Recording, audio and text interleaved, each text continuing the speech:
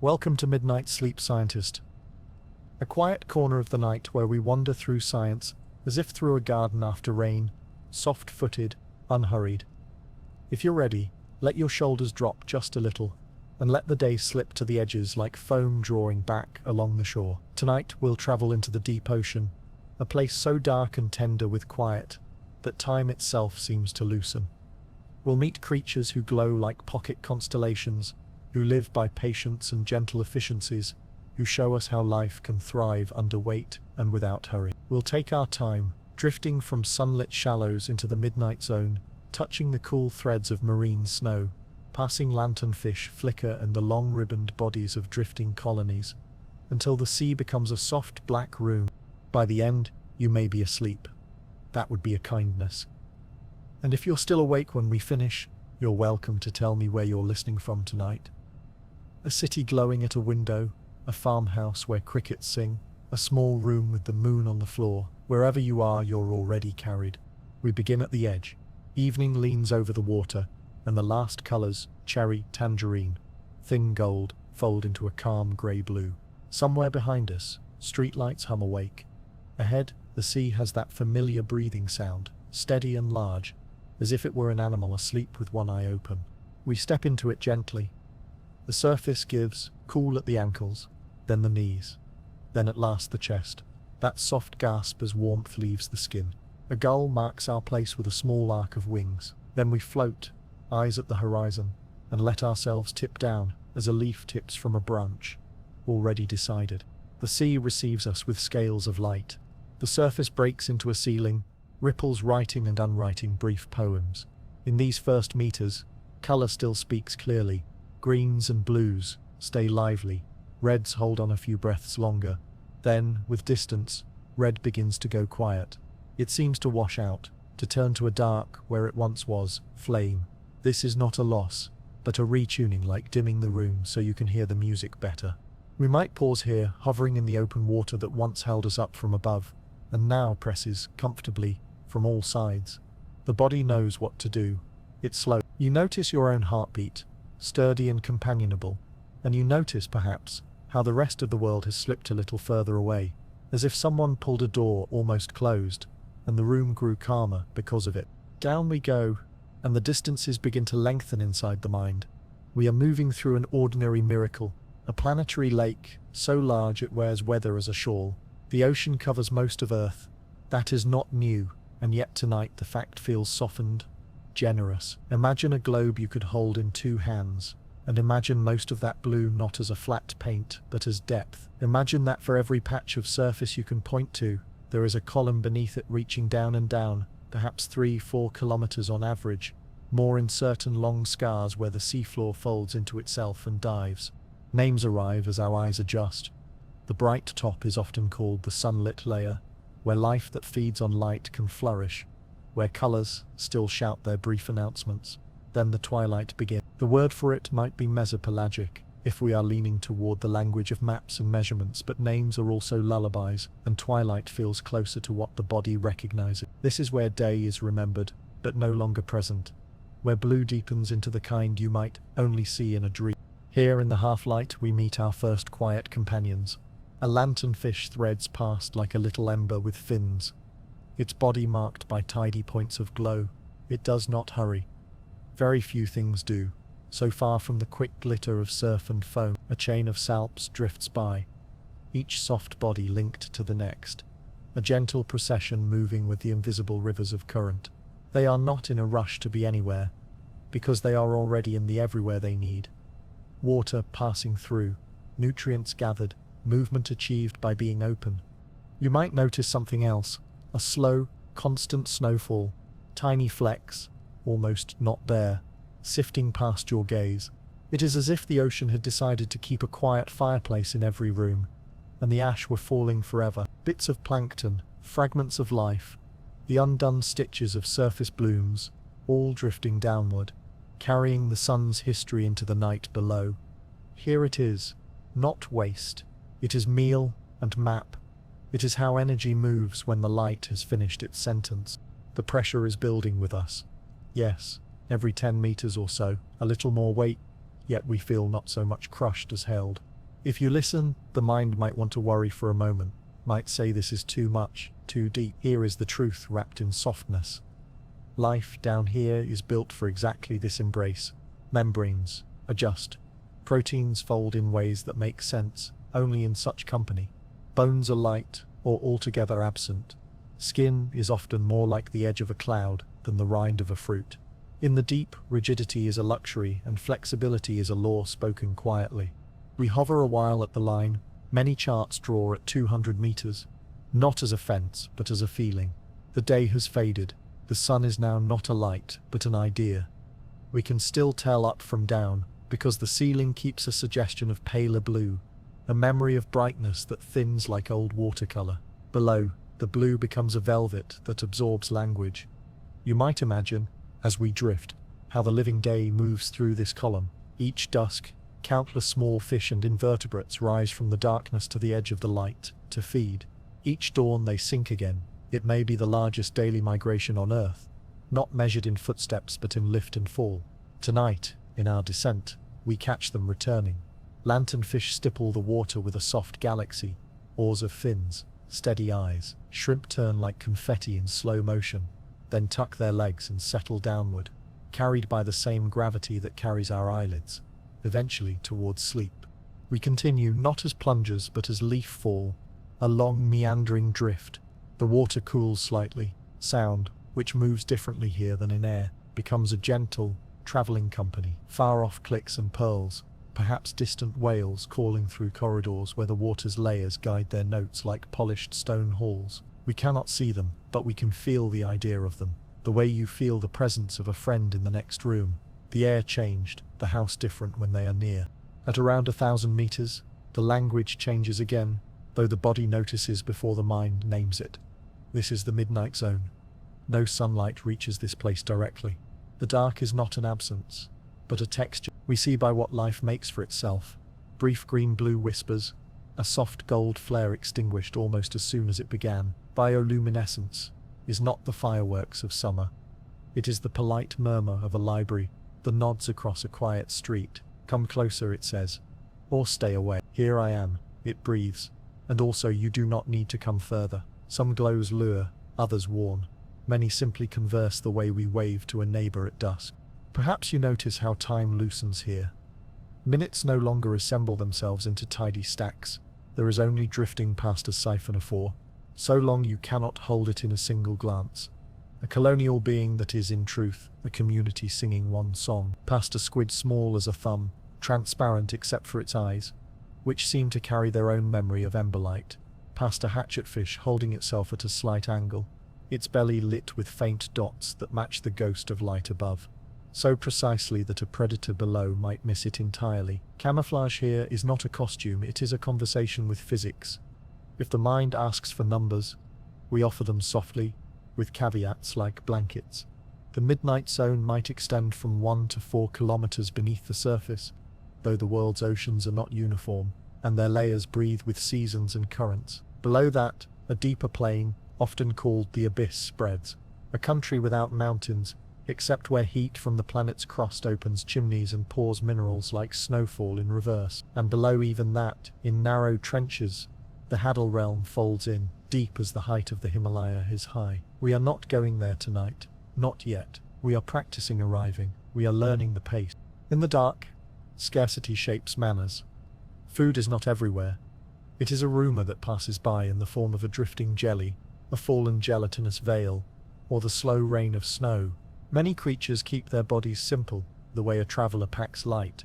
They save energy, they grow slowly, they may live a long time, measured not in birthdays but in molts and quiet increments. The thread through all of it is a certain grace, the kind that says, we will do what is needed, and no more. We will be here when the long night finishes its long sentence.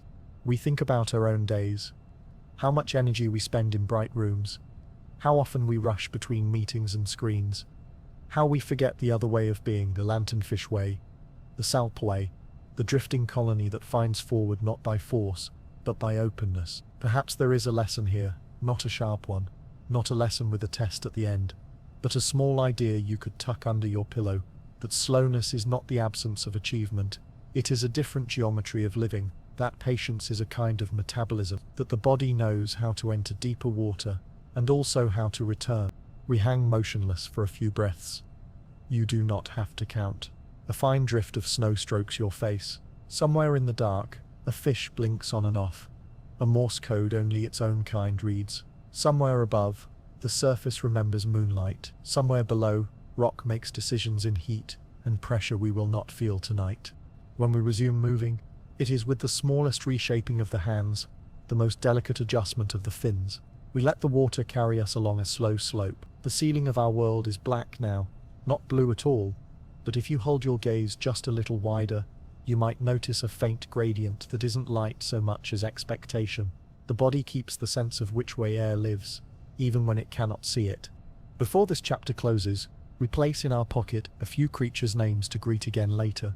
The viperfish, with a smile too large for any league table of smiles, elegant in its exaggeration. The glass squid, who seems to have been built by someone with a love for transparency and roundness, living proof that to be seen through can be a way to be unseen. The bristlemouths, small and countless, perhaps among the most abundant of all vertebrates on Earth, yet almost unknown to the surface common mind. A kind of secret majority. The siphonophores, entire starry avenues of them, drifting like night parades. We begin the gentle work of stopping without stopping, of halting while still drifting. The way a lullaby reaches its final bar and then keeps ringing a little in the air. You might feel your bed again, or the chair, or the night train hum of your own home. Outside the window, there might be a street light. Inside, there is the soft pressure of linens, the terrain of a pillow that knows your face. You are returned, but you carry with you the ocean's hush. Its permission to be slow, its proofs that life can glow in darkness, and that weight, when met with the right shape, becomes support. We will go deeper, later, toward living lights and precious architecture, toward vents that make food from stone. For now, we rest here in the midnight zone's doorway, and let our eyes drift half closed. Sea continues without hurry. Snow falls without sound. Somewhere a lanternfish flickers like a thought you decide not to have, and the thought gently fades, and the body, grateful, follows. We arrive in the dark and discover that darkness is not empty at all. It is threaded with whispers, little syllables of brightness that appear and soften away, here then gone, like the hum of a firefly when you're not certain you really heard it. We hover, and the water around us becomes a sky turned inside out. The fish glides past with the measured calm of a night train. Along its belly, a neat row of tiny lamps steadies on and off, matching the faint suggestion of light that still trickles from above. From below, a watching eye would see only continuity, the fish dissolving into the ceiling. This quiet trick is sometimes called counter-illumination, but names feel heavy for something so delicate. It is more like wearing the night correctly. If we widen our view, we notice that light here is not thrown. It's kept, and then offered. Most of it leans blue-green, a color that moves well through seawater, traveling farther than warmer reds. It may be the ocean's favorite vowel, the sound that carries. Yet even this is a generalization we hold loosely, like a shell at low tide. There are exceptions. There are always exceptions down here. Some dragonfish, for instance, keep a red lantern tucked beneath the mouth. A private spectrum many neighbors cannot see. Imagine having a secret ink only your friends can read, and perhaps your dinner cannot. The recipe for these living lights is simple and miraculous at once. Inside, tiny organs, little lanterns along a flank, a lure held out from a brow, a cluster of faint bulbs at a shrimp's chin. Chemistry meets oxygen and glows. There are molecules with lovely, chapel-like names, luciferin and luciferase, that meet like partners, and then part, leaving behind the soft flare. Often this happens within the creature's own cells. Sometimes, though, a fish makes room for guests. Certain bacteria, glowkeepers that might live in no other place, are housed and fed in exchange for steady light. Like caretakers of a lamp in a cathedral that never closes, the arrangement appears ancient, and it might shift as needs shift. Nothing here is rigid unless it must be. We tilt with the current and pass a lanternfish again, then another. If the planet kept a census that reached the unseen rooms, these small beings would rank astonishingly high. They rise each evening toward the thinning light, to feed, and sink each morning like soft rain returning to its cloud. The pattern is as faithful as the turning of a page. Their lights are not decorations, they speak. I am here, I am not the one you want, I am one of you. The grammar changes with spacing, with rhythm, with where on the body the lights are set. It is as if the ocean invented Morse and then threaded it into flesh. A shape like a ribbon drifts from the dim. For a moment it looks like a trick of vision, then resolves into a siphonophore, a colony that is also an individual, many bodies sharing one life. Along its length, tiny dimpled bulbs pop like slow sequins, a polite, wandering glow. Each member of the colony has a role. Some drift, some eat, some defend. A few make the light. Together they become a living constellation, proof that cooperation can look like beauty. Near us, smaller beings flick their open secrets. Copods minute, busy minds of the plankton, can flash when touched, as if surprised. A jelly, transparent and nearly lost to the eye, sends light down its rim like notes traveling a wind chime. To us it reads as decoration. To a nearby predator, it might read as alarm, or feint, or decoy. A small theatre designed to move attention away from the jelly's soft center. Light here is utility first, and yet it remains lovely in spite of its usefulness. You can imagine how such a language evolved, slowly, improvisationally, across millions of nights. Perhaps a quiver of brightness startled a hunting mouth long enough for the not yet prey to slip away. Perhaps a faint belly glow made the difference between being seen and being held by the darkness itself. What worked, stayed. What cost too much energy, left. It is the patient editing of the sea. Far off, a red bead comes and goes. Too deep a color to travel far. We do not hurry to it. The deep does not reward hurry. When it draws near, the owner reveals a smile like the delicate tines of a comb, teeth fine and long, resting outside the mouth, as if sunning themselves. Viperfish exquisite, slightly absurd, entirely at home. The red glow is a private headlamp. Many neighbors are blind to it. The viperfish is not. It may search with that invisible light the way we feel for a key in a pocket, and strike when the shape is right. There is sharpness here, yes, but it arrives quietly and it finishes without spectacle. Elsewhere, a different collector of light holds still. The hatchetfish keeps a silver side bright enough to wear the room like a mirror. From below, the belly's little dots burn carefully, matching the day ghost above so well that even a practiced eye might be fooled. From the side, the shiny scales send back a copied ocean, a ledger with numbers that will never add up, because they are reflections. The act is less disguised than dialogue with physics. We would say, if we spoke to the hatchetfish politely, that it listens as much as it glows. A gentle chronology drifts through our thoughts, not a strict timeline, but a soft braid. Early seas, crowded with small experimenters. The slow invention of photosynthesis nearer the sun, the very slow rain of its leavings downward. In darkness, separate experiments, pigments tuned to what little light the water lets through, or else to light made from within. Bacteria finding homes in fish, fishes learning to signal to themselves. Over long ages, bodies simplify or grow extravagant, depending on which path is cheaper, which path is safer, which path lets an egg become an adult. A lure grows longer, a lens thickens, a filter in an eye becomes newly sensitive to blue. Nothing in this is rushed. The night has had time to decide. We let that thought loosen and turn back to sensation. The water here is just cool enough to wake the skin before it soothes it again. Sound remains a companion, distant ticks and little groans, where water meets itself, the brushed velvet of our own motion. If you wish, imagine your breath as a lantern. Each exhale is a small glow, friendly and brief. Each inhale brings in the dark like a spread-out blanket. The body, too, is a bioluminescent creature, just not invisible light. In every cell sparks, in the quiet engine of metabolism, small embers. We do not see it, but we are lit. Closer now, a small angler hangs her lamp. The organ is a living lure, a softness at the end of a slender rod that curves forward from the brow. She keeps her body nearly still, because stillness matters in this room. The light sways, a bead on a thread. A fish the size of a finger moves in for a look, and vanishes into a mouth that a second earlier did not seem nearly large enough. If this feels abrupt, notice how gentle the water remains afterward, how quickly shapes settle back into their places. Down here, even appetite is practiced with economy. We speak softly of the hidden labors beneath such lights. To make them, a body must gather materials, must arrange them carefully, must spend a little of itself. For some, the expense is minor. For others, it is significant. In a place where meals arrive like rumors, every choice matters, so brightness is rationed.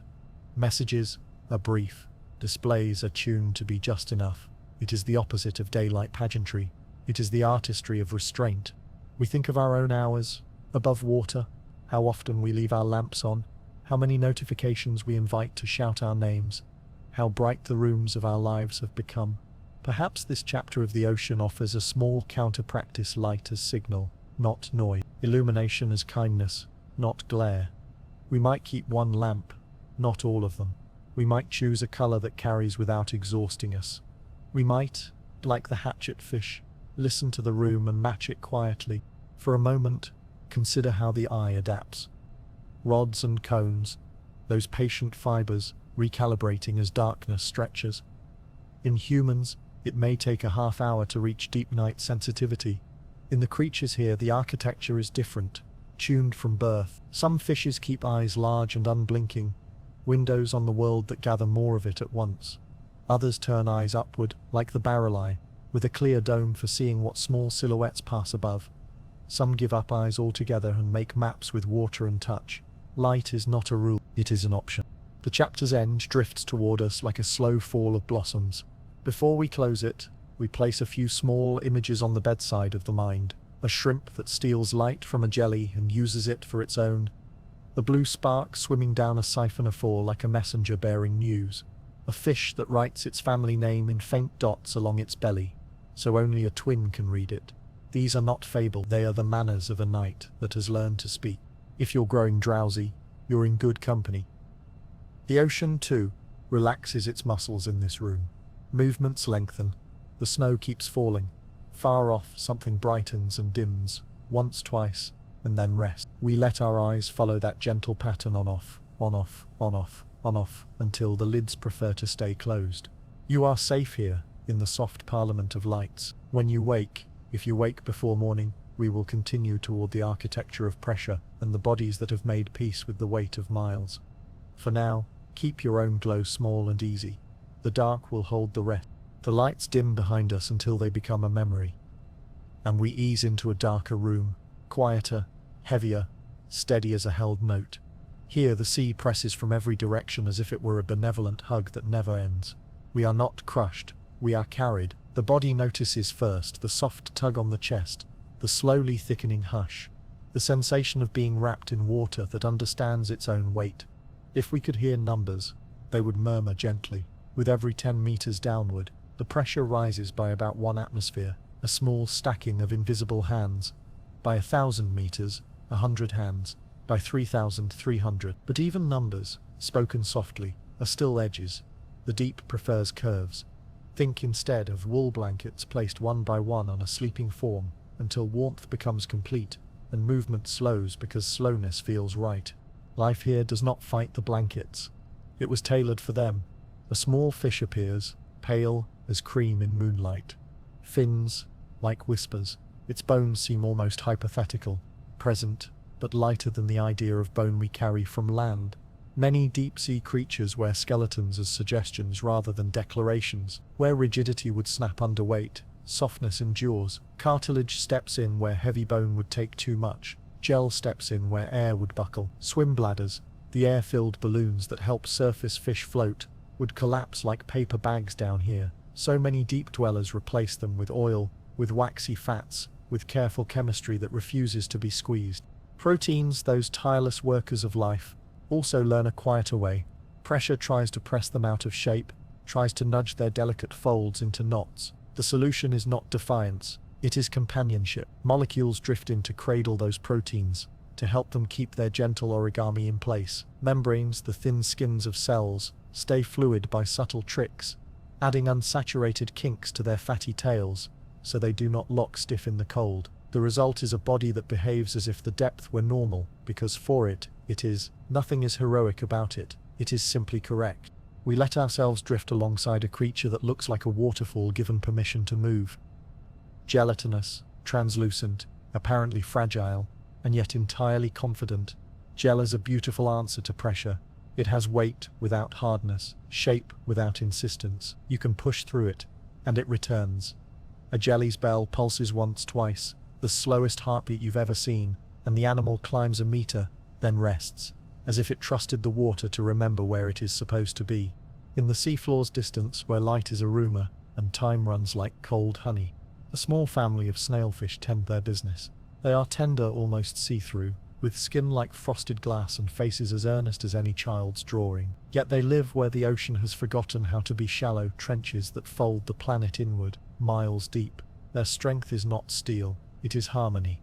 Their bones are light, their muscles tuned, their insides salted just so that the seas push and the bodies push, meet and agree. If we could listen closely enough, we might hear a chord resolve. Pressure shapes more than bones and membranes. It shapes choices. In a world where every movement costs a little more, animals cultivate economies. Muscles are fewer, but arranged wisely.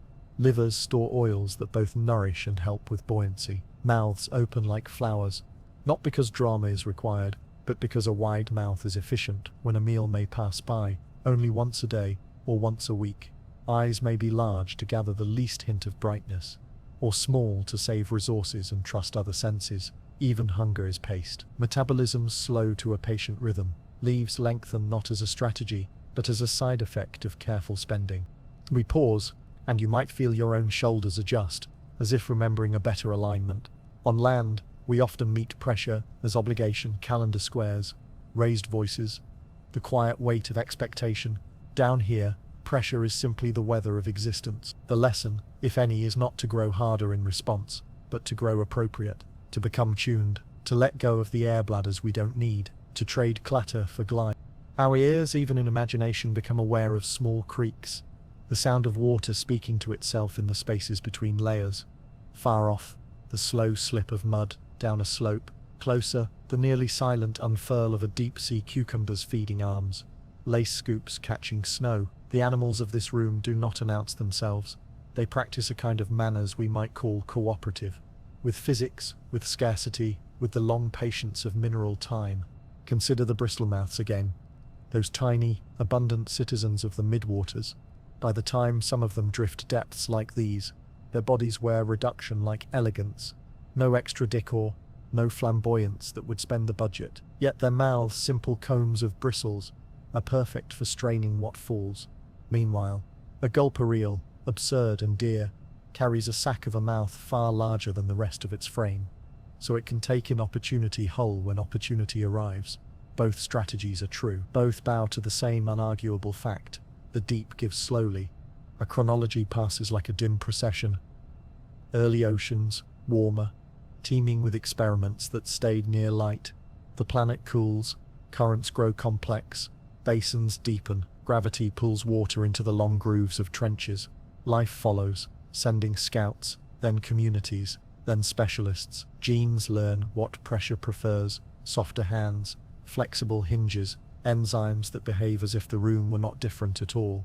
In some lineages, this wisdom is recent, in others, ancient. We cannot be certain of the dates, only of the tone, the way adaptation in the deep feels less like a revolution and like a settling in. We drift by a fish with a face like a quiet sigh, its skin scattered with tiny stars of light, its body otherwise nearly invisible. You may notice how many animals here choose to be absent rather than armored. Transparency is not showmanship, it is permission not to be noticed. Silvering works too, but the mirror's favor declines as darkness increases.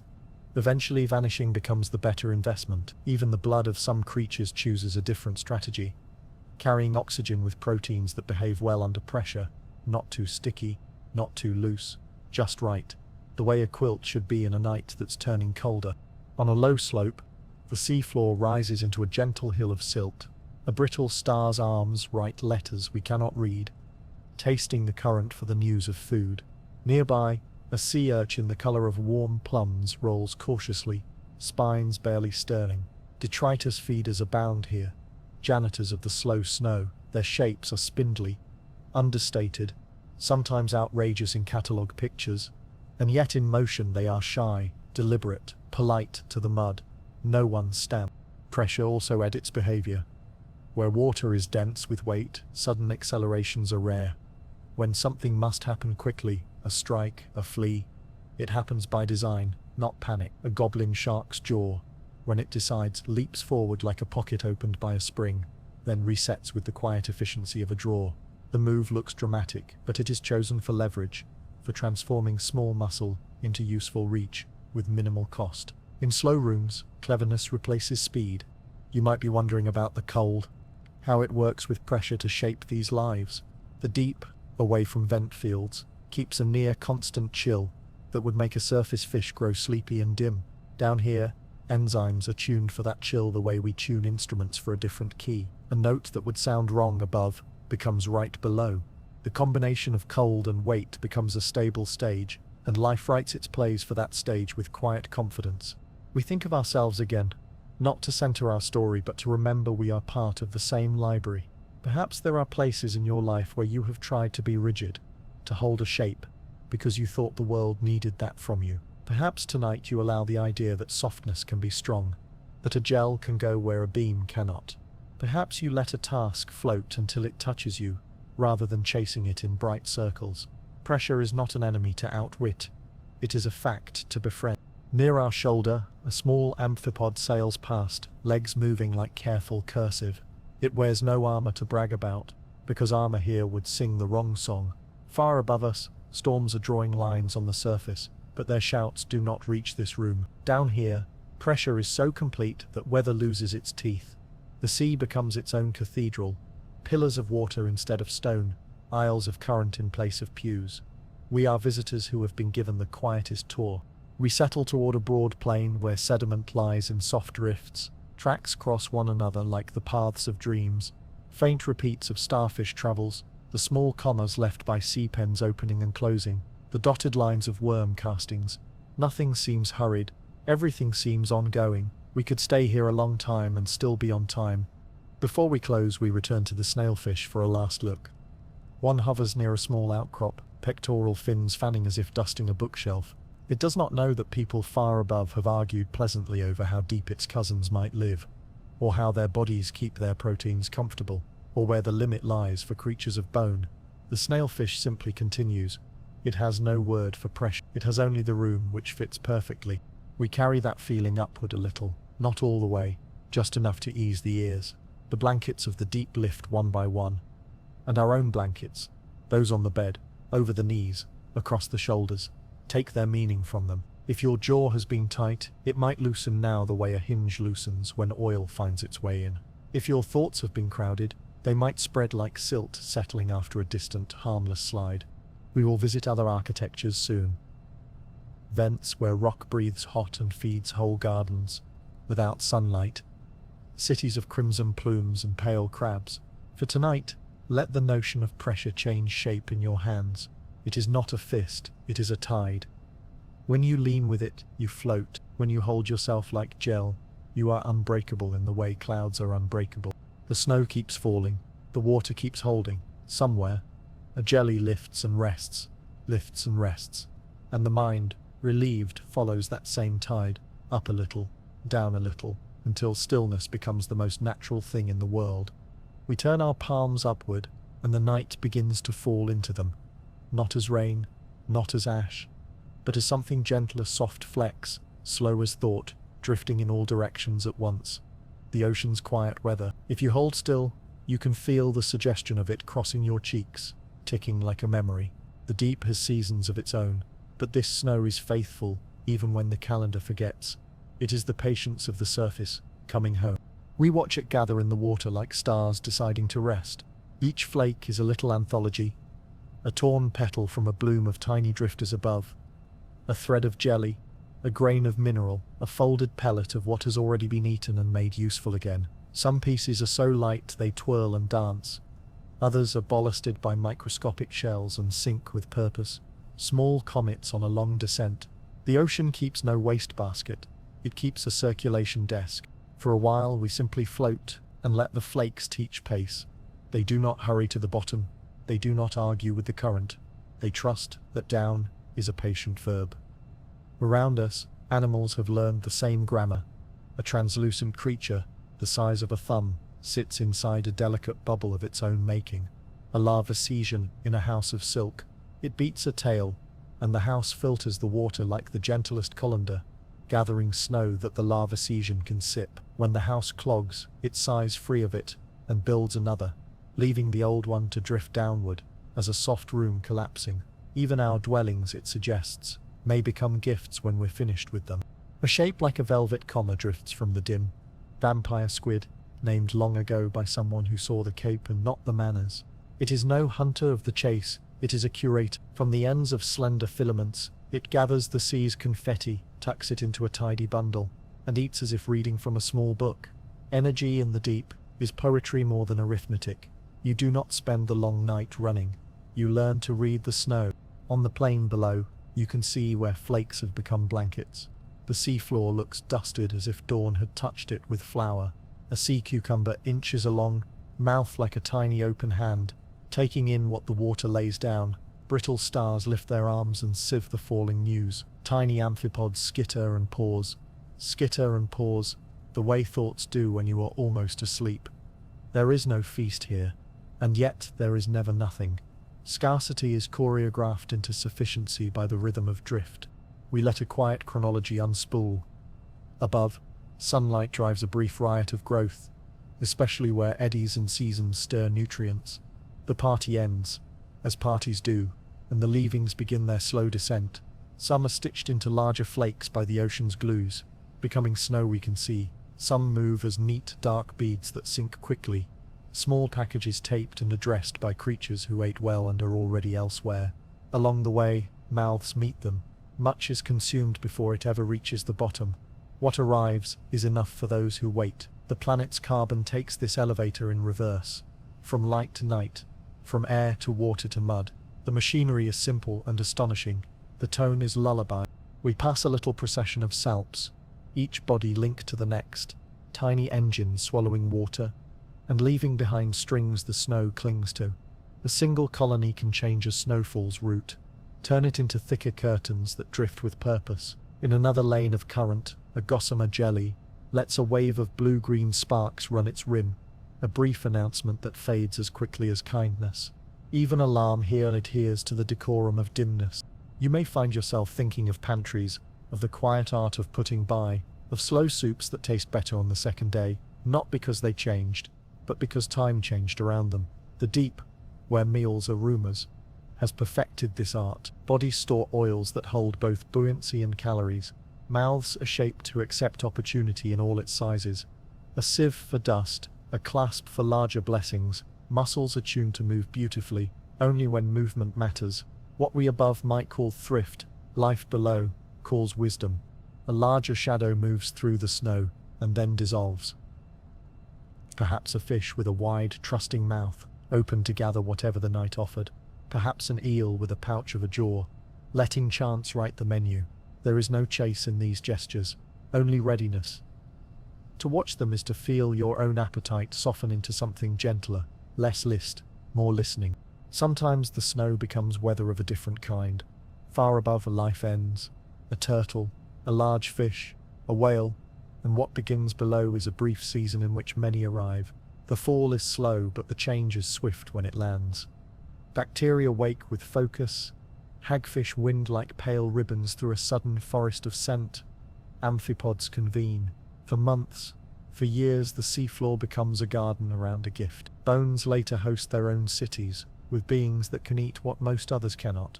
We will visit such places more fully another night. For now, we nod toward them the way you nod toward a distant storm that will bring rain to fields you cannot see. The snow at times becomes whole weather system. The science of all this, if we speak it softly, says that the ocean is a grand recycler of light. What glowed above is carried down as food, and finally as sediment. The deep is not separate from the day. It is the day's memory. Even the minerals in the flakes, the tiny glass houses of diatoms, the chalky plates of other drifters, teach weight to the weightless hasten pieces home. Gravity does the writing, time edit. We tilt, and our bodies remember how to be patient. The flakes continue, they always do. You may notice, with a small smile, that sleeping is a kind of snow too. Thoughts loosened from the bright lattice of day, drifting down to be sorted, reused, let go. Dreams are little recyclers, gathering fragments and making them useful, or letting them settle. There is kindness in that. Over a low ridge, the seafloor darkens, and then brightens in a soft, living way. A field of sea pens opens and closes with the passing of a faint current. Each one is a lamp and a feather, rooted and yet trembling. When the water speaks of food, they lift and sip the falling motes. When it grows quiet, they fold. It looks like breathing. It is breathing, just another version. We are surrounded by lungs built in every possible style. Consider, gently, how the deep edits even our words. We might want to say waste, but the ocean insists on resource. We might want to say empty, but the ocean insists on rested. We might want to say nothing happens, but we are covered in proof that everything is always happening, only slower than our clocks prefer. Slowness is not a flaw, it is an ecosystem. A small fish passes, mouth opening and closing like a sleepy door. Its belly carries faint lights that took energy to make, and so it uses them the way a letter writer uses ink, carefully for meaning. The snow dusts its sides and shakes loose. If we were to follow it for hours, we would see no hurry, and yet no drift without purpose. It is the way a good sentence reads when you whisper it. We let our view widen. Up through the tall column we travel to arrive here. Somewhere above, wind draws calligraphy on the sea. Somewhere far above that, clouds tug their thresholds across the day. And higher still, sun burns without knowing how tenderly its light is being parceled out, flake by patient flake, to places it can never visit on its own. An economy, yes. Also an act of care. Before the chapter closes, we kneel only in imagination, because kneeling here is a manner of watching, and press our fingers into the silt. It lifts like dust in a sunbeam. Only the beam is our thought. When it settles, the print we leave is taken up by small grazers, who know a good fortune when it falls out of the sky. Already the mark is being rewritten into movement, into quiet calories, into the bodies of those who will, in their time, let go and become snow again. Nothing is lost. Everything is changed. You might feel your own covers now, their weight like friendly water. Perhaps a few stray to-dos float past, and you wave them gently down to settle where they can become tomorrow's soil. Perhaps you keep only one small light, a bedside lamp, a window's glow, a thought of someone dear, and even that you let dim as the room proves it, knows how to hold you without it. The flakes continue and continue, their patience so complete that it becomes the patience of the room. Somewhere, a lava Siegen folds a new house. Somewhere, a vampire squid tidies a thread into a meal. Somewhere, a sea cucumber writes a slow sentence across the floor and pauses to taste the snow that never melts. We will visit giants soon, and mirrors, and vents where rock makes food without a sky. For now, rest in the drift. Let the body borrow the sea's economy. Spend nothing you do not need to spend. Gather only enough to be warm. The night will do the rest. And in the morning, without you having to try, the world will have changed by a few soft flakes. A larger hush moves through the water, the way a cloud passes over a field, and every stalk inclines. We feel it before we see it, a change in the room's patience, a thickening of presence, then a shadow arrives at the edge of our noticing. Not hurried, not theatrical, simply there, a mass of life travelling with the confidence of something that has never needed to rush. Giants in the deep do not blare their size. They carry it like a wool coat, useful, familiar, worn without comment. The sea, which sets the rules, sometimes favours largeness in its darker halls. Perhaps the cold allows bodies to run cooler, spending slower. Perhaps scarce meals encourage storage, turning flesh into pantry. Perhaps long lives, free of season's whiplash, permit a body to keep adding rings, little by little, until it becomes an archive of its own days. The reasons are likely plural, braided, changing with place. The effect, though, is clear. Now and then, the darkness is rearranged by something that takes its time. We drift beside a ribbon that seems to have learned calligraphy, silver and pale lilac. It undulates with the softness of wind over tall grass. An oarfish, if we must borrow the surface's name, rises and falls in a rhythm any sleeper would recognize. It carries the long rumour of sea serpents in its body, the gentle truth within old maps' fanciful margins. It does not hunt us with its history. It simply passes, a ribbon that remembers sunlight from very far away and wears the memory like a shawl. Below and to the left, a shape like a question mark. relaxes into an answer. A gulper eel. Its tail ends in a small lantern. Its head ends in a mouth that feels disproportionate till you remember that luck in the deep often arrives in odd sizes. When food is a rare punctuation, it helps to be able to swallow the whole sentence. The eel opens, not with hunger as spectacle, but with readiness as art, then closes again and returns to its slow punctuation marks. Drift, flare, drift. We ease into a colder current and come upon a body that is more city than individual, a siphonophore kilometers perhaps if we could ever see it entire. Along its length, different members of the colony conduct their tasks with a choir's discipline, these for buoyancy, those for feeding, others for defense, a few for glow. The lights shiver down the living avenue like messages in a telegraph wire, polite, efficient. If a giant can be delicate, this is the example. It survives not by being a single large thing, but by being many small things that agree. Closer to the floor, something like an enormous pill with legs unscrolls itself from a resting curl, and moves with an earnestness that invites affection. Giant isopod, the deep's oversized roly-poly travels as if on important errands that are never urgent. It has the look of an old tool, carefully kept, dented in places, yes, but utterly reliable. In lean years it may eat once, and then count time by silence, the way we might sit out a long rain with a book and a blanket. We think again of size as a conversation with physics. Large bodies store heat longer, carry reserves farther, weather emptiness with less panic. In darkness, a bigger silhouette may paradoxically be safer if it belongs to something that can sense earlier, react more calmly, avoid the fast mistakes that cost too much. Yet gigantism is not universal law. Many of the deep's masters are thumb-sized and solvent, fine-tuned to pass through snow like meticulous accountants. The deep keeps both poems on the same page. A soft chronology drifts in.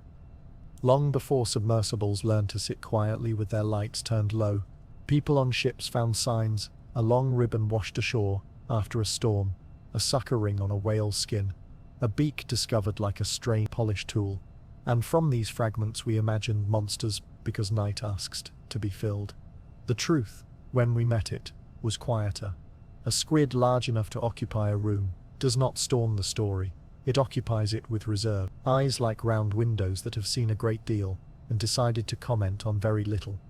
Arms lined not with malice, but with engineering hooks and suckers meant to keep what is needed from being washed away by the sea's slow persistence. If the mind races at the thought, notice how the body stays calm in their presence. These are not villains, they are citizens. Far off, a triple click carries across a corridor of water that acts like a hallway of polished stone. The sound is distant, not meant for us.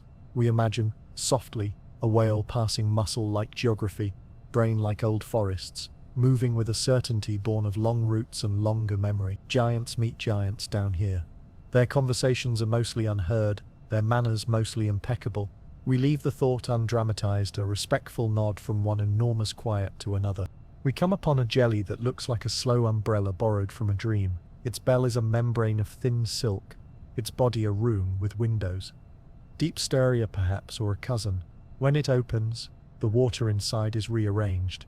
When it closes, the world around it takes back what it lent. If it is large according to the deep's etiquette, without edges, without clangor, present like weather. There are tales, shy and careful, of squids whose arms droop like long sleeves, jointed in an elbowed way that bends our expectations. We may or may not see one tonight. Rarity is also a strategy. To be infrequently encountered is to be frequently safe. The deep is full of may and might, of glimpses that choose to remain glimpses. We practice the art of being satisfied anyway. Near a low scarp, the seafloor lifts into a shadowed shelf. On it sits a creature as old as quiet, chimera-like, pale, with a face that suggests a soft astonishment at having been invited to continue for so many millions of years. It moves with a thrifty flap, like a letter opened and then closed again. Largeness here is not always length. Sometimes it is duration. A fish that lives longer than our tenses can easily express carries a kind of magnitude that resists our rulers. We turn our attention to numbers only as lullaby. An oarfish might reach length longer than the room you sleep in. A siphonophore can stretch beyond the city blocks your feet, remember. A squid's eye can be a moon in miniature. A giant isopod's pause between proper meals can be counted in seasons rather than days. These are not records to be posted. They are bedtime facts, soft-edged, meant to widen the pillow. And underneath the facts, the gentler mechanisms. Cold water that keeps chemical clocks slow and steady. Pressure that discourages frantic flapping and rewards measured grace. A food web that delivers windfalls, asks patience, favors those who can wait without thinning into worry. The deep is full of beings who have learned how not to spend themselves all at once. We think of our own lives. Up where brightness keeps inviting us to be large in loud ways, more tasks, more tabs, more noise, more reach. Perhaps the deep offers an alternate scale. To be giant could be to take up time instead of space, to move slowly through a day so you can feel all of it, to hold more warmth for longer so friends can find shelter, to store kindness the way a whale stores breath, draw it in fully and then travel a long way on what you've kept. A ribbon of marine snow thickens around us, and the giants pass through it like old rivers, through light rain, unbothered, patient. Each flake that touches a wide surface is more likely to be caught, which means largeness can be a net, not for chasing, but for receiving. A lesson, if we're collecting them lightly, make yourself broad where blessings fall. We let a little history sway by. Sailors once believed the sea kept its biggest secrets for storms, when currents lift and archives are shaken loose. That is partly true, but the larger truth is plainer and more restful. The sea keeps its biggest secrets in calm, every day, everywhere, among miles of untroubled dark. What hides giants is not fury, it is patience. We drift with them a while longer, close enough to see textures, scarred by a life that has preferred avoidance over collision, membranes that catch a glimmer where none seems to be, surfaces matte, not shiny, to keep reflections from betraying their owners. The palette here is subdued, pearl smoke, tea-stained slate, even color has learned to save energy by being almost in this softness. Largeness feels kind. If we linger near the isopod again, we can note the way it tests with its antennae, the way it leans slightly into current, the way it pauses at nothing in particular, a pause that is its own purpose. Giants in slow motion are masters of the pause. They let the world come to them, at the world's speed. This is not laziness, it is fidelity to the room. We return to the oarfish for a goodbye that doesn't need saying. It continues its cursive, a sentence that may take months to complete. We will not read the end. That is all right. The deep is full of books we are allowed to open anywhere. As our chapter settles, we bring the idea of size back to our own small room. Perhaps your blanket feels heavier now, in a pleasant way, a warm ocean pressing evenly, a friendly weight. Perhaps you let your breath become larger, not faster, just wider, more generous on the inside. Perhaps you take up a little more time in the next exhale, and a little more time in the one after that, until time itself seems to soften its edges. Outside, night continues its slow governance. Inside, your pulse keeps even company with distant bells of jelly and the patient beats of animals that will not hurry for any clock. We have met largeness, and it has been gentle. We have travelled beside giants who do not boast, and learned that to be immense can be to be quiet. Soon we will turn to the art of vanishing mirrors, windows, and the clever choice, to be unseen. For now, rest in this wider body, this longer breath, this room that feels a fraction bigger than it did. The snow keeps falling, the giants keep moving like weather, and you, held in both, become a little more vast, and then happily, a little more asleep. We enter a quieter room of the ocean, where presence is practiced like origami, folded and refolded, until a body becomes mostly suggestion. Here survival often means learning the art of being almost seen, almost not, almost silver, almost air. The water has taught its residents a trick as old as moonlight on a lake. Reflect the world back to itself, and you disappear inside it. At first we notice edges loosening, a fish approaches, then doesn't. It held a shape, then lost it, the way breath writes on glass and fades. What happened was simple and astonishing. Its sides were mirrors, not the hard mirrors of hallways and elevators, but living sheets of tiny crystals, guanine stacked like pages, each one angled to send back whatever light the room provides. If the ocean is a painting, this fish wears the painting as skin. We drift along its length and see our surroundings returned. A copy of blue, a faint thread of snow, a ghost of our own shadow, then nothing at all. In the mesopelagic, where light thins into hush, such silvering is a master's cloak. It makes the wearer not bright, but identical to the background. The trick only works because the water is mostly one color, this deep. A careful gradient of blue-green, above, where colors compete. Mirrors betray here, they soothe. But mirrors are only one grammar. Another is to become window. The glass squid drifts by, wearing transparency like honest silence. Eye, brain, little battery of digestive work. These remain visible because they must. The rest is made of nearly nothing, proteins and water arranged to refuse reflection. No pigment to catch attention, no roughness to throw a highlight. It turns slightly edge-on, and even those faint organs thin into lines. If we were not watching when we would have missed it entirely. Being seen through turns into being unseen. Between mirror and window lies a third spell. Self-made dawn. We met it before and meet it again now. The neat belly lamps of a hatchet fish, tuned to glow as the ceiling glows. From below, the fish becomes continuity. From above, its silver sides still wear the room. Sideways, it keeps so thin a profile that the word hatchet begins to make soft sense. The body is blade, the blade is line. The line is almost nothing. The animal is not hiding behind a rock. It is hiding inside physics. We let our hands rest against the water, fingers open, and feel, perhaps, what the fish must feel. The direction where light still whispers. The direction where it does not. Up remains slightly different. The wise body answers by tilting its lights brighter or dimmer, trimming the mimicry so precisely that a glance from below registers only a shrug of brightness. No more, no less. If there is a miracle here, it is in the calibration. Some neighbors try a softer version. Bristlemouths, small and many, keep bellies that can glow and sides that are not quite mirrored. Their safety lies in modesty and number. So many similar bodies, so careful and plain, that a hunter wastes effort choosing. The deep favors this quiet math. If you cannot be a fortress, be a whisper. If you cannot be alone, be a crowd. The barrel-eye fish rotates by as if thinking slowly. Its eyes, cased beneath a clear dome, point upward to read the shapes passing like paper-cut shadows. A see-through forehead is not camouflage, so much as clarity, an unimpeded skylight for a gaze that lives on hints. Still, the dome itself is a vanishing act, a window that, by being glassy and uncolored, invites the sea to pass through it without remark. Even seeing can be stealthy. We talk softly about color. Red, the first to leave as we descended, becomes a secret ink at depth. Many creatures here lean red-brown where pigment remains. Under the ocean's palette, their skins turn black.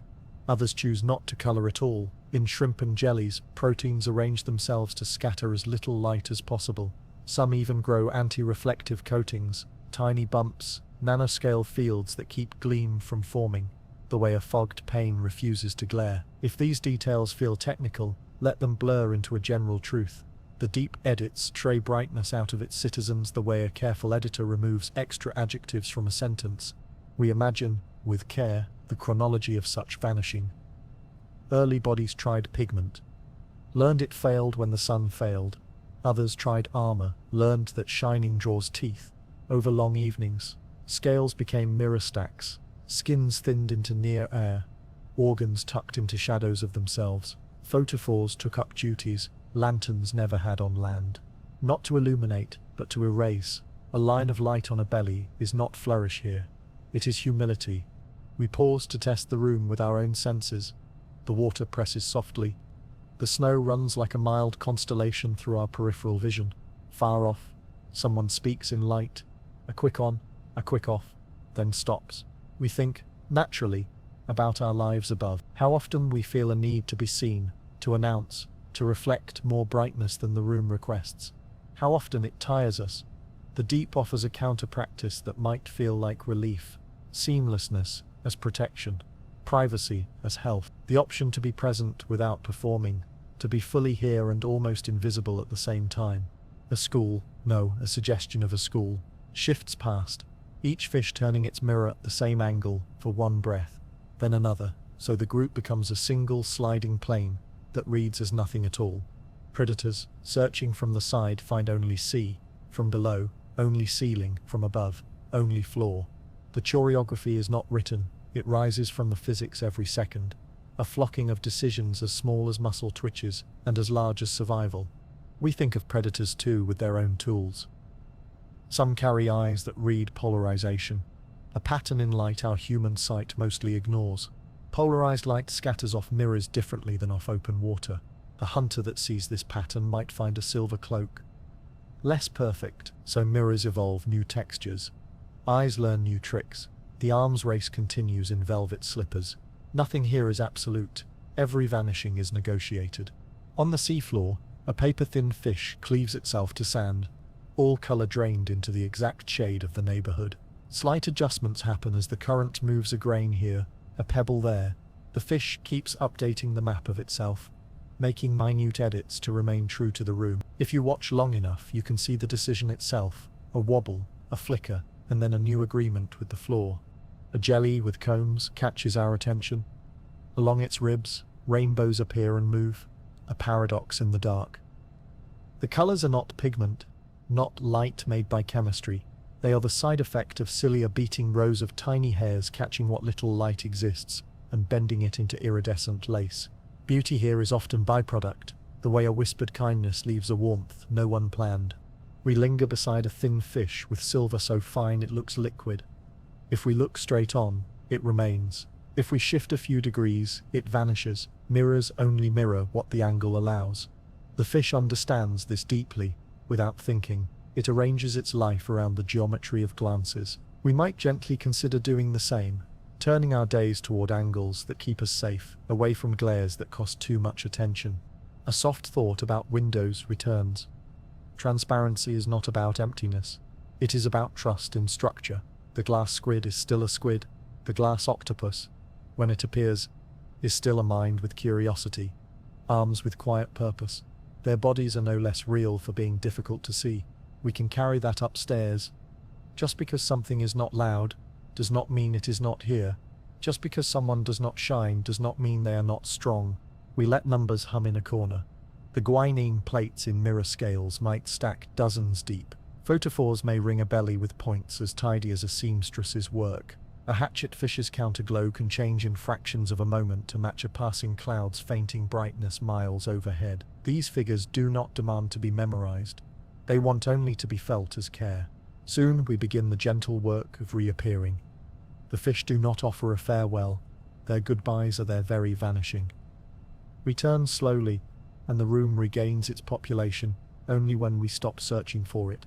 Shapes present themselves as possibilities, not declarations. It is strangely restful to be among them, as if we were walking through a library where everyone knows one another and no one needs to prove it. Before this chapter closes, we place a few small images on the bedside table of the mind. A hatchetfish holding its thin line in the water like a drawn breath. A glass squid, whose shadow is more visible than its body. A sheet of mirror scales returning the ocean to itself. A school that becomes a single surface, then rain, then nothing. If you are tired, let these be your last thoughts. That hiding can be gentle rather than fearful. That fitting the room can be a kindness to the self. That sometimes the safest way to be is to be almost. Your covers might feel cooler now. Silkier, like the skin of a fish that has learned how to carry the sea without disturbing it. Let your breath become thinner at the edges, like transparency while staying whole at the center. Let your thoughts reflect only what they must, and let the rest pass through as if through a window that remembers how to be clear. In the next journey we will meet a different kind of light. Fire without sun, gardens built on stone and heat. For now, sleep in this talent for vanishing, this easy membership with the room. Close your eyes and mirror nothing. Close them again, and become a window, then let even that dissolve, until you are simply here, held, indistinguishable from the quiet that surrounds you. The water ahead ripples as if a mirage had drifted down from a desert and taken up residence in the dark. Heat, real heat, braids the cold into wavering curtains. We feel it as a faint loosening of the chill on our skin, a surprise as gentle as finding a window ajar in winter. The snow still falls, but here the flakes meet an updraft and twirl, pause, rise a little, fall again. The deep, which has been night for so long, begins to glow with a light that is not light at all. It is heat, and chemistry, and the quiet astonishment of gardens fed by stone. Out of the dim chimneys appear black, and tall as old trees. They do not smoke the way chimneys above do. They shed mineral water so loaded, so hot, that it meets the cold and turns to a fine dark plume, a storm of tiny particles that looks like soot, but is really newborn rock, precipitating in an instant. These towers build themselves from that same process, layer upon layer, a cathedral made of water's handshake, with the crust. Between them, paler spires send up milk-white plumes, gentler cousins carrying different minerals, black smokers, white smokers. Two colors of the same deep grammar, heat rising, mixing, laying down. Close your eyes in imagination, and hold your palms toward one of the chimneys. The warmth gathers there, the way a hearth gathers family. Around the base, the world that seemed so empty of green suddenly thickens with life. Not green, exactly, but crowded, layered, exuberant. The red is the first thing you notice, a red so saturated it seems to hum. Plumes of tube worms, each worm hidden inside a parchment-like tube, each plume opened like a slow flower into the current. There are no mouths in those flowers, no stomachs. Instead, within the body, a chamber houses bacteria, and the bacteria do the work. They take the chemicals pouring from the earth, sulfide mostly, and use them the way plants use sunlight, stitching carbon into living tissue. The worms offer a steady flow of ingredients and a stable home. The bacteria offer sugars, life's small coins. The arrangement is not a footnote, it is the chapter. We drift closer and notice textures.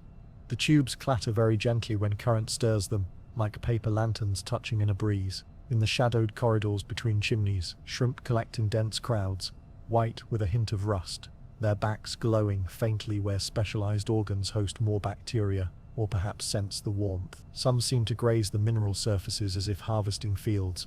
Others fan themselves in the rising water, bathing in the chemical supply the way leaves turn to face the sun. A crab with pale hair along its arms holds a posture like a monk at prayer, combing bacterial wool as if tending a garden it carries with it. Nearby, clams sit half-buried and monumental. Their shells are dusty ivory, their interiors bright with the same invisible farmers, chemistry turned into flesh, without the middleman of sky. It is difficult, even now, not to think of miracles, but the longer we watch, the less miraculous it feels, and the more inevitable. The planet is warm inside, its crust breathes, water seeps down through cracks, heats, dissolves metals and gases, then jets back into the ocean and cools again. Where the venting is steady and the chemistry right, life arrives and makes terms with the flow. Where the flow stops, the city fades. The rules are simple, the results ornate. We think our way back through time, gently, without insisting on dates. Long before we learned to go down and see, fragments came up, odd shells on deep trawl lines, minerals with the look of rapid birth. When the first glimpses arrived from cameras lowered like careful eyes, the sight was almost loud. Bright animals, thick with neighbors, in a place we had believed could hold only emptiness. Since then, we have learned to expect the unexpected. Each field, another word for city, has its own face. Along some ridges, tube worms dominate. Along others, mussel beds, scalloped and orderly. In still others, shrimp weave and unknot like weather. The architecture depends on the chemistry depends on the rock depends on the slow shuffling of plates, and under all of it, heat. Perhaps you wonder what it is like to stand. No, to hover inside the moving breath of a vent. The water is hot enough close in to scald, then a hand's length away merely warm, and 2 hands away cold again. We find the edge where comfort sits, a precise distance like the sweet spot beside a campfire. The current carries the plumes upward and outward, drawing small detours through 100 shelves and brackets of newly formed mineral. We can feel in the bones of the mind the way this must shape behavior here. A step, and you are chilled. A step and you are saved. Creatures memorize these gradients the way we memorize the path from bed to kitchen in the night. We lean back and let the scene speak without our questions. Tiny snails, the size of peas, wear iron sulfide scales like small, dark coins. Armor that may grow from the very chemistry that feeds them. Polychaete worms. Not the tall red-plumed ones, but smaller cousins. Rake and browse with soft mouths. Bacteria bloom on every surface that offers a foothold, painting the rocks with films that look like the beginnings of frost. Even in the plume itself, the column of fluid too hot and heavy with particles for most, The bacteria thrive, clinging to the moving column as if riding an elevator that never stops because it never needs to.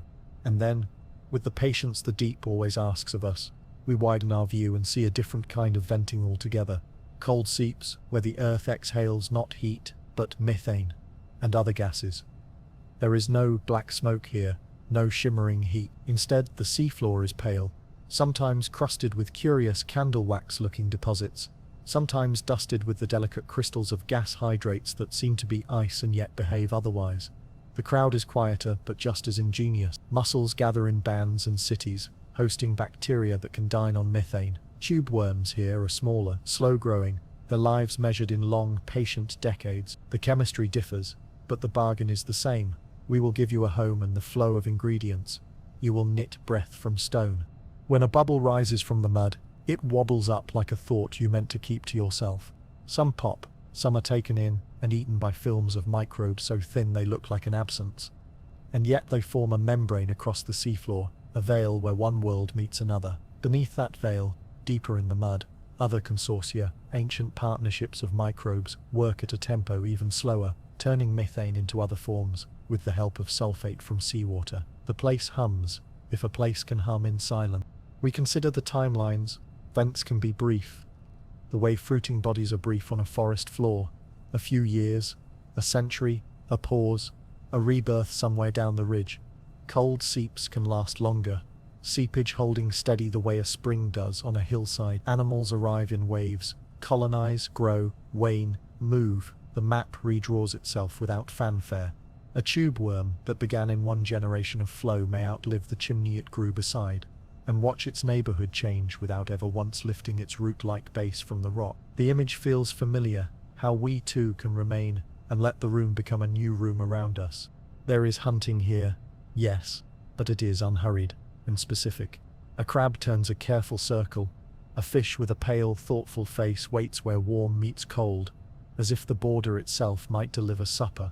Predators patrol the edges where crowds thin, but most of the drama is inward, cellular, chemical, tiny engines humming, electrons moving, gradient meeting gradient, the softest current of all, metabolism flowing ceaselessly. We notice how the light from our mind's lantern shifts here. In earlier chapters, light was language. Here, energy is grammar. Chemistry becomes speech. The tube worm's plume is not a mouth, but a lung. It takes in dissolved gases and passes them to its guests. The guests' bacteria turn them into food. The worm lives by the kindness of strangers it shelters. We might smile at the reversal, the farmer who lives on the harvest. He allows his tenants to grow within him. There is something tender in it, and pragmatic, and ancient. For a moment we think of cities above, how buildings cluster where power and water run reliably, how neighborhoods bloom along a grid of resources. Vents and seeps do the same, drawn to where the earth provides. And as with our cities, there is a sweetness in the pockets of shelter, overhangs where larvae can settle, crevices where heat is right, without being too much, slopes where the plume thins into a mist, and long-lived creatures can open their patient lungs. Settlement here is not accident, but choice repeated thousands of times by tiny minds, each following a gradient, each finding home where the recipe comes together. We let the technicalities soften into the simple shape of wonder. Life without sun, life with no leaves, no chlorophyll, no morning.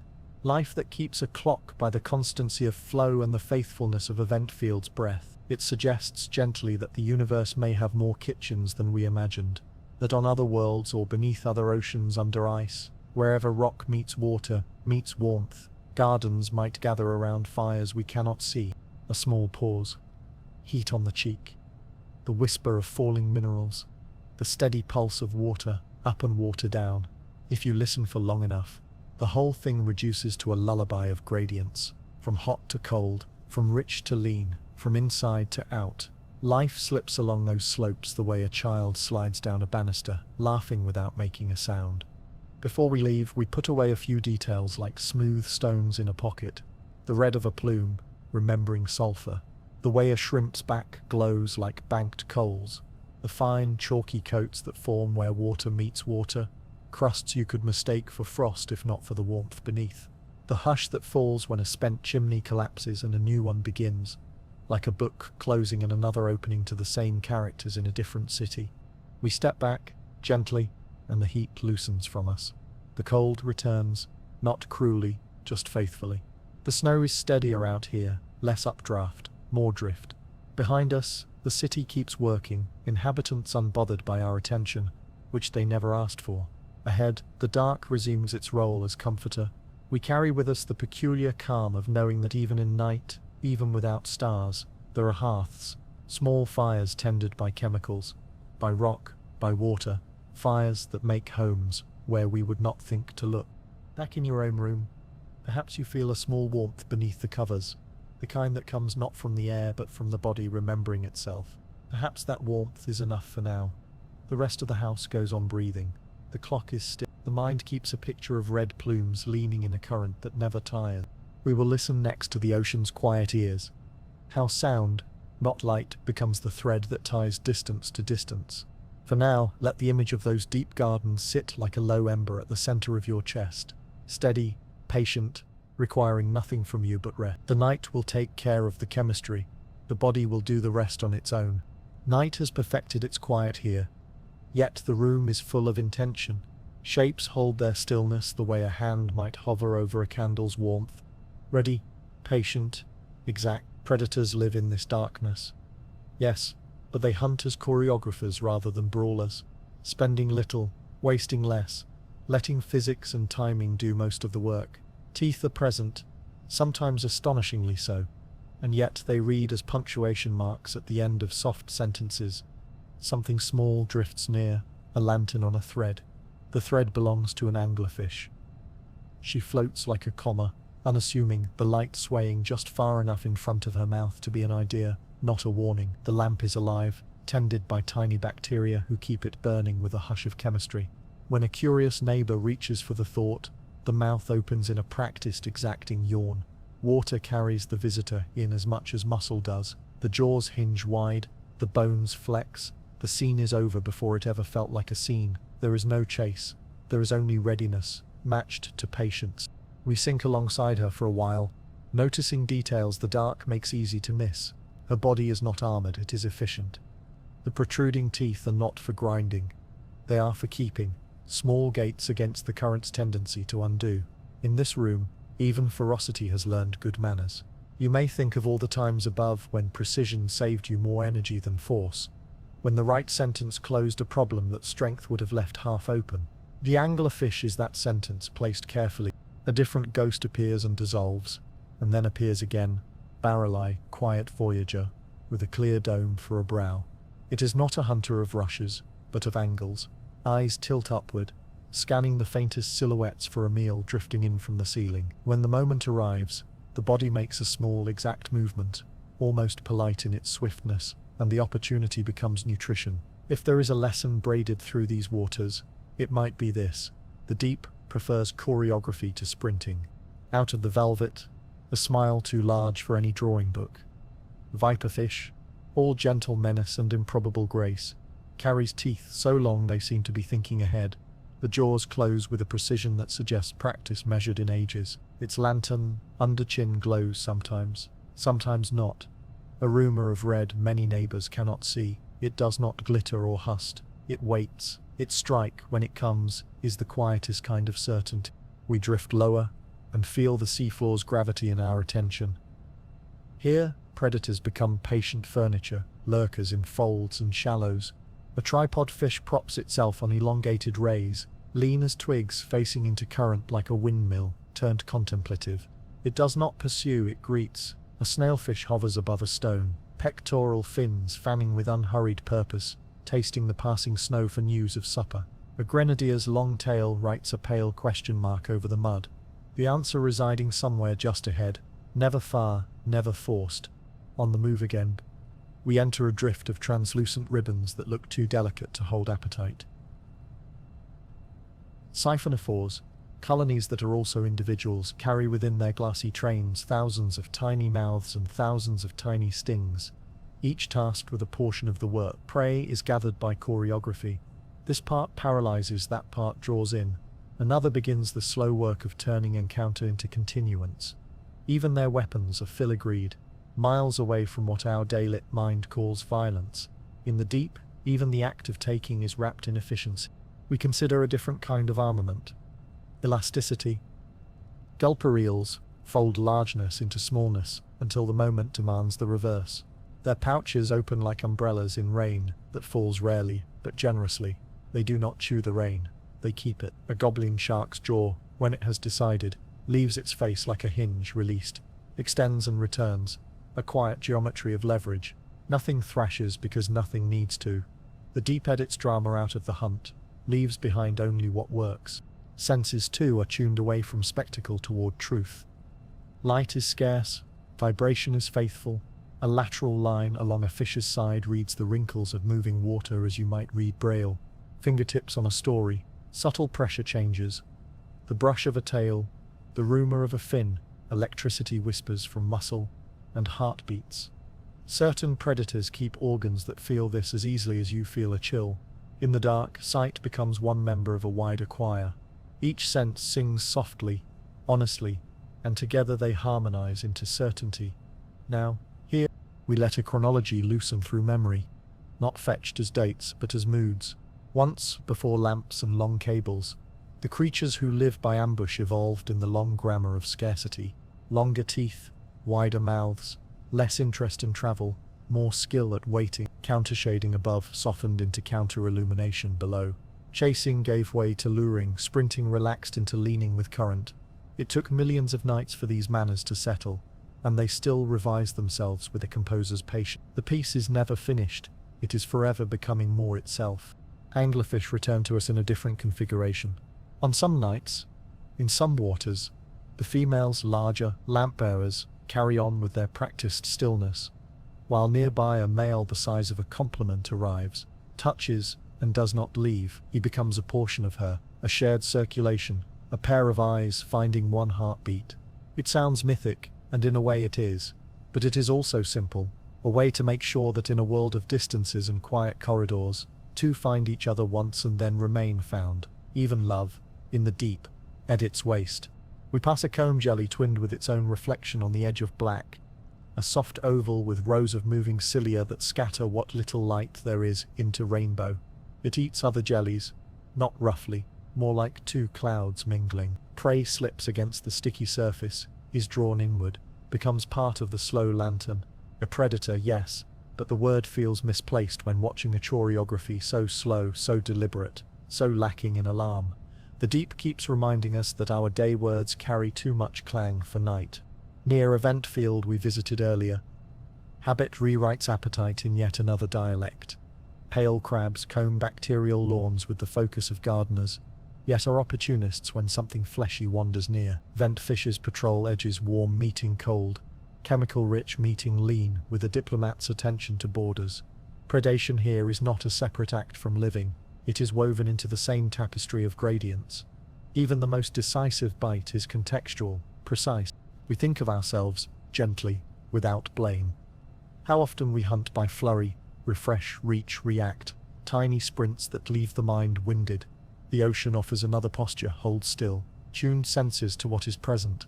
Let curiosity be the lure, not the motor. Keep your teeth, yes, but use them sparingly.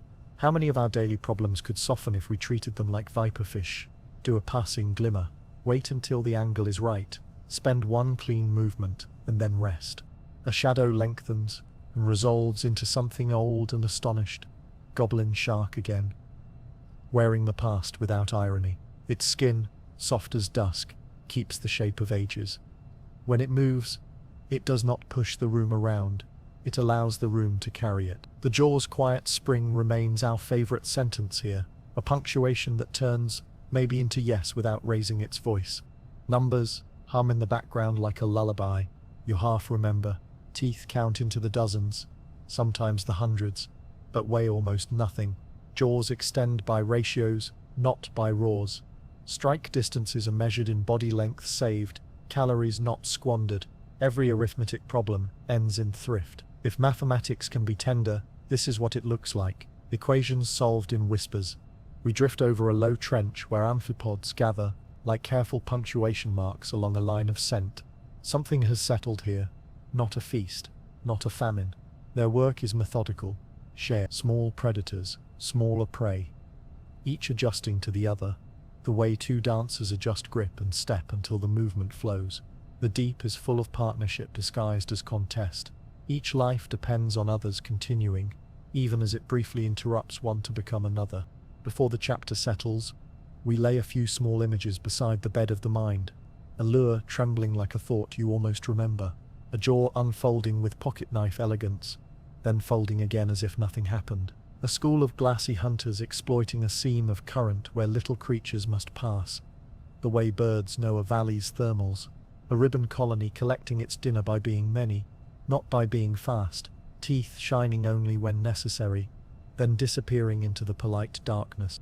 Perhaps you feel your jaw loosen, muscles along the temple, letting go of their daytime grip. Perhaps your hands, which hold so many tools and keys and cups, soften into the shape of water. If there is something you have been chasing, consider just for tonight setting a lamp for it instead, and waiting. The snow continues to fall. The room continues to carry. Somewhere, an anglerfish is motionless, which does not mean idle. Somewhere, a viperfish writes a red dot on darkness, and finishes the sentence. Somewhere, a comb jelly gathers a cloud into its softer cloud. We are surrounded by ghosts with gentle teeth, and as we watch them make their quiet livings, the mind finds itself content to do less, and to do it exactly. We will listen next to the ocean's ears, the great distances tied together by sound, the way a single click can cross a valley of water. For now, close your own mouth lightly, let the tongue rest, let the breath ease into its unarguable rhythm. The hunt will keep without you. The night knows how to feed itself, and you, held in this choreography of patience, can let go. We arrive in a darkness that sounds like silence, until we realize silence has textures, a low hush, a distant ticking, a soft groan, where water meets itself. If you listen the way night animals listen with patience, you hear a room that is never still. The sea is a library of long echoes, and sound is how its stories travel. We hover and the water becomes a conduit. In air, voices fray and fall apart. In water, they carry faster and farther, like threads that refuse to break. Temperature, salt and depth braid together, and make corridors gentle layers where a note holds its shape for astonishing distances. A tone released here may wander for hundreds of kilometers, collecting no dust, only time. At a certain band of depth, the pressure and the cool conspire to cup the sound, to cradle it, and the ocean, without ceremony, becomes a hallway. Something speaks into that hallway. A single, clean click, sharp as a pebble tapped on glass, arrives from far off and lands in our chest. Then another, and another, gathering into a train of pulses that feel both mechanical and deeply alive. We imagine, not see, the great head of a sperm whale somewhere beyond the dark, the click engine in its brow, focusing sound like a spotlight you cannot see. It maps with echoes, it greets rooms we will never enter. It calls to kin across valleys of water with syllables that might, perhaps, hold names. The reply is not immediate. It does not need to be. Distance here is friendly, slowness is assumed. When the second voice arrives, lower, more enveloping, it sounds like someone rolling a drum gently along the floor, fine wail maybe, or blue, letting low notes unfurl through the world like banners. These tones do not hurry. They are measured in heartbeats and horizons. If you have ever felt a train before you heard it, you know the sensation. Sound as weight, sound as weather. Closer, smaller instruments join. Snapping shrimp build invisible fires, one quick pop at a time. Tiny cavitations collapsing like brief lanterns. A chorus of rice grain-sized percussionists turns a rocky ledge into soft applause. Fish, too, keep their own vocabularies, drums and grunts, knocks and purrs, made by muscles pulling on swim bladders, or by bones brought gently together. None of them are loud alone. Together they make a dusk town murmur, the sound of neighbors and errands. We drift, and the acoustics change the way rooms change. As you pass a doorway, in open water, sound is ribbon. Along the seafloor, it becomes brush, ticking and skimming. Over a field of sand, the world hushes. Over cobble, it sparkles. Far above, rain begins. And though we cannot see it, we hear its fine needles stitching the surface. A million light taps that are somehow one large one. A squall writes louder punctuation, then moves on, leaving a memory of patter that fades like perfume. If we listen down instead of up, we catch earth sounds. A low rumble, where a distant slope gives way, and sand flows like syrup. A tremor, perhaps, passing through the crust. Slow, planetary speech, along ice margins, when seasons are different. There are songs of cracking and sighing, whole choirs of frozen breath. The ocean, everywhere, is receiving and relaying, the way a body does when it falls asleep and still hears the house settling. The mind offers a simple, soft physics. Sound goes far in water, because the molecules are close friends. They pass the message along without losing much. Warmth speeds it, pressure shapes it, salt lends a steadying hand. Where these ingredients layer just so, a note that would have died early in air, instead survives, bending with the earth, curving like a patient traveler around the planet's shoulders. Whales, it seems, have known this for as long as there were whales. We are late to the knowing, that is all right. We have been invited anyway. We enter a quieter lane, and encounter a species that lives in the space between sounds. Beaked whales dive for an hour at a time, and vanish into mathematics. Down where clicks become rare and careful. They speak softly, briefly, then are gone again. Ghosts of attention who have learned that silence is also a tool. We do not disturb them with imagining. We let their discretion be theirs. Closer to the seafloor, a fish takes up a post and begins a low thrum, steady as a ceiling fan on the quietest setting. Another answers at a distance. The two tones meet and make a slow beat. Not dissonance, not harmony exactly, but company. If you've ever hummed in a stairwell and felt the building hum back, you know the kindness of that beat. A chronology arrives like blurred photos in an old album.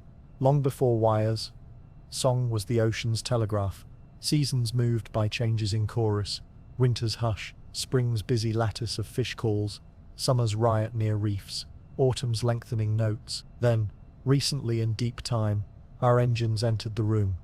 Their low, insistent vowels spread out along the same polite corridors that whales use. Sometimes masking, sometimes startling, sometimes simply tiring the ears that cannot choose to close. We have begun to learn how to soften our part routes adjusted, speeds eased, quiet technologies replacing louder ones. The ocean does not scold, it receives. We can still choose to be good guests. We turn the listening inward for a moment. In your own room, there is a hallway of sound too.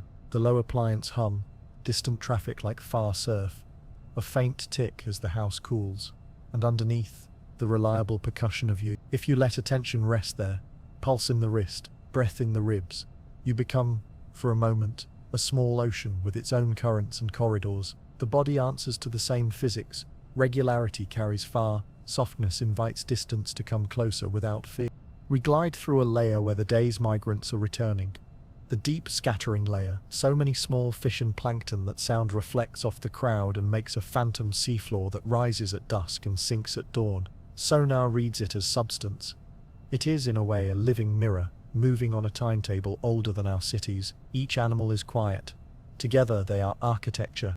Ahead, the water grows articulate. A sperm whale surfaces somewhere we cannot see and exhales a single thick sentence into the dark above.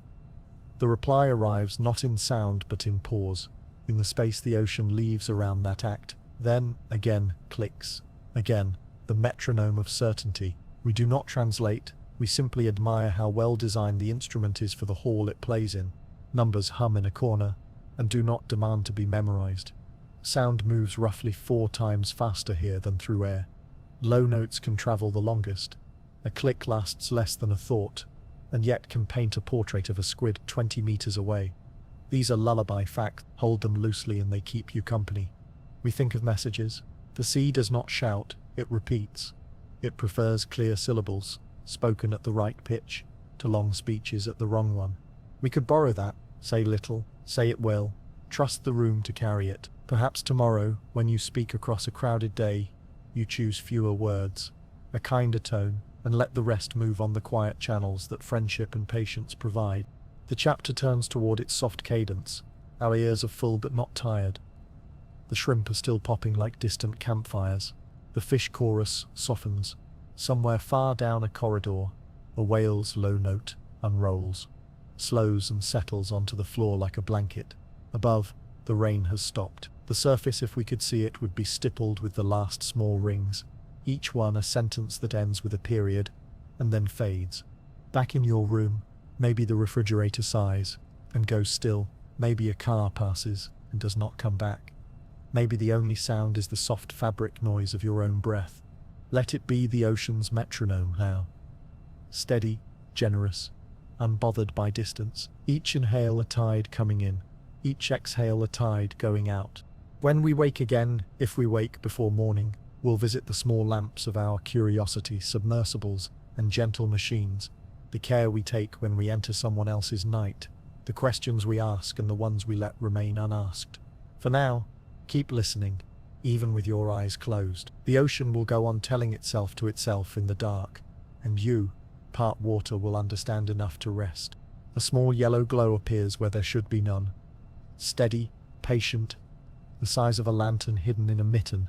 It grows, and with it, the faint hum of motors arranged not to startle. The deep has welcomed night for a very long time. Tonight it also welcomes a guest, not a conqueror, not a parade, just a quiet craft, lowering itself like a thought you mean to hold gently. Inside, there might be 2 or 3 people, softened by cotton caps and lists written in pencil. Or perhaps no one is inside at all. Only an eye on a tether, a careful robot that hears its instructions through a thread of light running home to a ship far above the weather. Either way, the manners are the same. Lamps dimmed, movements economical, a promise kept to the room that we will not rearrange it more than we must. The submersible's windows are not large. They are honest. Beyond them, our ocean city repeats itself. Snow, velvet, the stipple of little lives. Thrusters whisper. A hand rests on a joystick with the softness of someone holding a sleeping cat. The pilot breathes and watches the water read that breath and return it as small weather. The deep replies with its own steady voice, a hush of current, the slow fleck fall that tells you minutes are passing, even when you don't count them. Curiosity has always wanted to come here. It tried first with words, then with lines and nets, then with cameras lowered like messages in bottles. Mid-century, a steel sphere with 2 people inside, no more room than a closet. Touched the deep and came back with descriptions that sounded like letters from a far cousin. Decades later, another sphere went farther still, down into the planet's long blue punctuation marks. Felt the weight of all the blankets and came home to tell the tale. In between and since, new bodies learned to listen better, to be smaller and stronger at once, to carry instruments that sip, not gulp. We drift beside one such instrument. Now, an ROV, rectangular and modest. Its light's a warm moonstone rather than noon. When it moves, silt rises and settles like breath beneath covers. A manipulator arm extends, pauses, then closes on a pebble that is not a pebble at all, but a snail, with iron plates for scales. The grip is firm enough to hold and gentle enough to keep the world intact. Science, down here, is not a grab. It is a bow. On another dive, a drop camera descends by itself. A glass eye with a timed eyelid. It visits the bottom when no one is looking and returns with hours of quiet, which is the point. In the footage, animals behave as if the room were theirs, because it is. A grenadier cruises past with the unfussed gait of a neighbor, walking the evening block. An octopus arranges its arms as if smoothing a tablecloth before tea. Nothing performs. Everything is exactly itself. Not all curiosity glows. Some of it listens. A small cylinder is lowered and released. It falls until it finds a pressure it prefers, then drifts for months, measuring the sea as if taking its pulse. Elsewhere, a string of instruments moored like a line of thoughts in a diary. Tastes, nutrients, temperature, sound, passing seasons in the dark. Far overhead, satellites sketch the surface, reading swells and color and the faint bulges where warm water gathers like contentment. We pass another kind of listening now, collecting a whisper of DNA from the water itself. A filter draws in a few careful sips. Later, hands in a lab will read the traces, as if reading footprints in snow that never melts. You were here, the water says, and the message is enough. No need to take the animal, no need to show it bright rooms. The deep approves of this kind of politeness. Our small caravan shelters near a vent field. Lamps fall to their lowest setting.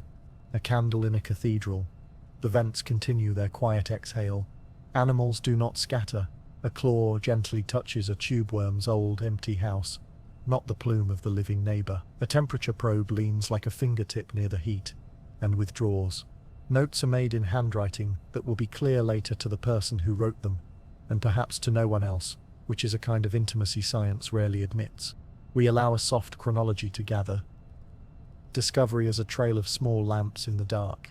There was the evening when gardens without sun entered the world's vocabulary.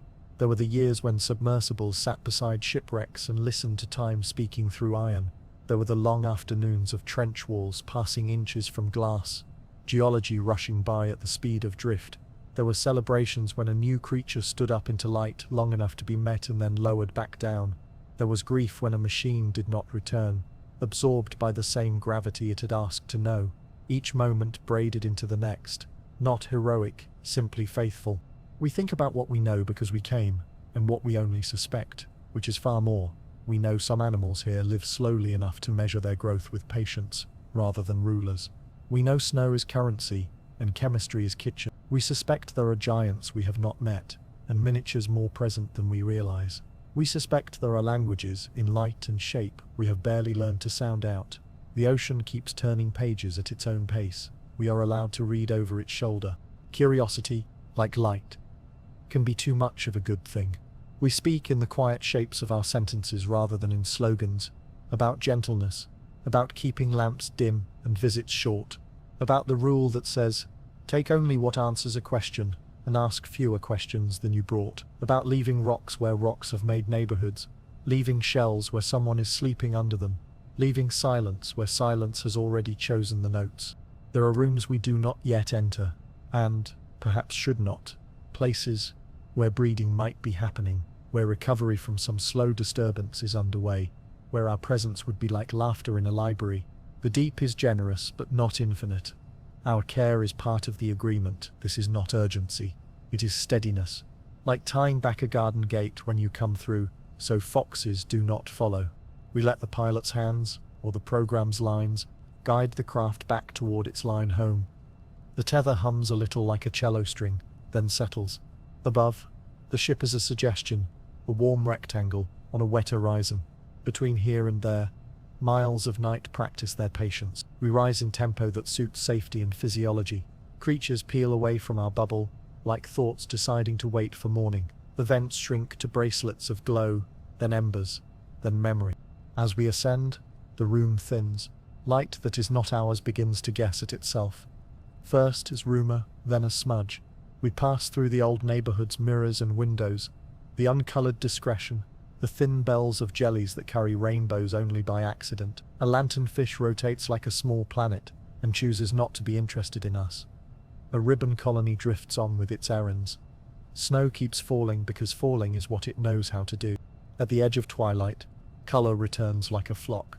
Reds wake first in our eyes, then oranges, then the domestic blues of day. If you tilt your head, you can see the surface from below, the ceiling wobbling with weather, crosshatched with wind, a trembling pain you could reach up and touch if you wanted to stay. We don't. Not yet. We pause just under it, and listen once more to the long corridor of sound, that hallway where whales hang their coats and greetings. Somewhere, a far low note unrolls and folds itself away. Breaking the surface is a tender kind of loud. Air feels grainy. Gravity reassumes its preferences. The ship is nearby. Rope, deck, hands. The good clatter of tools being placed where tools belong. If people were inside, faces appear, flushed with the joy of having been somewhere and the relief of being somewhere else. If no one rode down, then the robot rises and leans against its cradle like a dog after rain. On the table in the small lab, samples sit in their polite rows, water in bottles, sediments in little jars. A shell that is mostly story, a photograph that is mostly dark. There are notes. There is tea. There is a sleep that will come as if the ocean had climbed the ladder and filled a bunk with itself. Someone writes one last line, time, place, depth, and then writes instead a small drawing of a fish whose exact name can wait. We return to you now, to your room, and its warm geography. The bed is a ship. The covers, water you can breathe. Your body has been to the deep for many nights in a row, and has learned enough to rest. Perhaps your mind keeps a few souvenirs, a red plume leaning into current, a glass dome of an eye, a school that became a mirror and then became nothing. Perhaps you keep too, a gentle pledge, to move through tomorrow, like a submersible in someone else's night. Slow, careful with your lights, curious in a way that leaves the room better than you found it. We could end with knowledge, but knowledge is awake. Tonight we end with kindness. The ocean has taught us that life learns to glow where it must, to slow where it can, to listen across long distances, and to carry fires we did not think possible under miles of quiet. If you need a lamp, you have one. Small, steady, placed somewhere behind the ribs. If you don't need it, let it dim. The dark is not empty. It is restful. Should you still be with me, eyes half closed, you're welcome to share where you're listening from tonight. A city window, a farmhouse where the night insects keep time, a tent that smells of pine, a sofa with a sleeping cat. Or don't share at all. Drift. The sea will go on without hurry, sifting day into night, feeding its gardens, raising and lowering its lamps, and you, dear traveller, are already returned, floating on your own gentle surface, held and quiet and home.